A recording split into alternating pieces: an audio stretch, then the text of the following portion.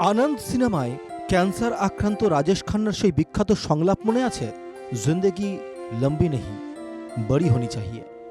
খানিকটা সেই রকমই 52 বছরের বড় জীবন কাটিয়ে অমৃতলোকে জুবিন গার্গ। 1992 সালে অনামিকা অ্যালবাম দিয়ে সঙ্গীত জগতে আত্মপ্রকাশ জুবিনের। গ্যাংস্টার ছবির ইয়া আলী গানটি জুবিনকে জাতীয় খ্যাতি এনে দেয়। 40,000-এর বেশি গান গেয়েছেন। এর মধ্যে রয়েছে মিসিং, কার্বি, বোরো, ডিমাসা, মণিপুরি, খাসিয়া, গারো ভাষা। গোয়ালপাড়িয়া, কামরূপী, রাভা সঙ্গীতেও জুবিন ছিলেন বিশেষ পারদর্শী। মারাঠি, নেপালি, ওড়িয়া, সংস্কৃত, সিন্ধি, তামিল, তেলেগু ভাষাতেও গান গেয়েছেন জুবিন। তিনি পরিচালনা করেছেন 2টি সিনেমাও। গান গাওয়া ছাড়াও বাদ্যযন্ত্র বাজাতেও পারদর্শী ছিলেন জুবিন। ঢোল, দোতারা, গিটার, ড্রাম, হারমোনিয়াম, মেন্ডোলিন, তবলায় জুবিন ছিলেন সাবলীল। সিঙ্গাপুরে নর্থ ইস্ট ইন্ডিয়া ফেস্টিভ্যালে যোগ দিতে গিয়েছিলেন জুবিন। তিনি এই অনুষ্ঠানের কালচারাল অ্যাম্বাসেডর ছিলেন। শুক্রবারই পারফর্ম করার কথা ছিল তাঁর।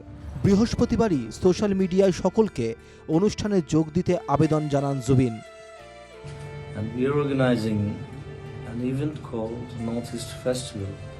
There, I'm Zubin Garg from Bollywood in Assam and North East, and I'll be coming to join you. And I invite you, all of you, to join us for this cultural event. It's not only culture; it's a traditional event. মাত্র 52 বছর বয়সে জুবিন গার্গের মৃত্যুতে শোকাচ্ছন্ন বাংলার টলিউডও। মন মানে না, চোখের জলে ভাসিয়ে দিলাম থেকে শুরু করে পিয়ারে পিয়ারে, বাংলা ছবিতেও অসংখ্য সফল গান রয়েছে সঙ্গীত শিল্পীর। জুবিন খুব ট্যালেন্টেড একটা ছেলে, খুব দুর্ভাগ্যজনক ঘটনা। ও ভীষণ ট্যালেন্টেড, ভীষণ ভালো গাইয়ে, ভীষণ ভালো কম্পোজার, ভীষণ ভালো মিউজিশিয়ান। খুব খুব খারাপ হলো। কি বলবো, মানে আমি বুঝতে পারছি না, মানে আমার বিশ্বাস হচ্ছে না যে এটা ঘটেছে। আমার মনে হয় আমাকে একটু সময় দেওয়া উচিত, আর আমি এখনো মানে মানতে পারছি না এটা। এবং উনি আমার সিনেমাতে গান করেছিলেন, একসঙ্গে স্টেজ শেয়ার করেছি, ফাংশন করেছি একই সঙ্গে। তো পরে কষ্টদায়ক, দুঃখজনক, কিন্তু যখন ঈশ্বর কাউকে টানবে না, হয়তো কারো শক্তি নেই। Bureau report, NKTV Bangla.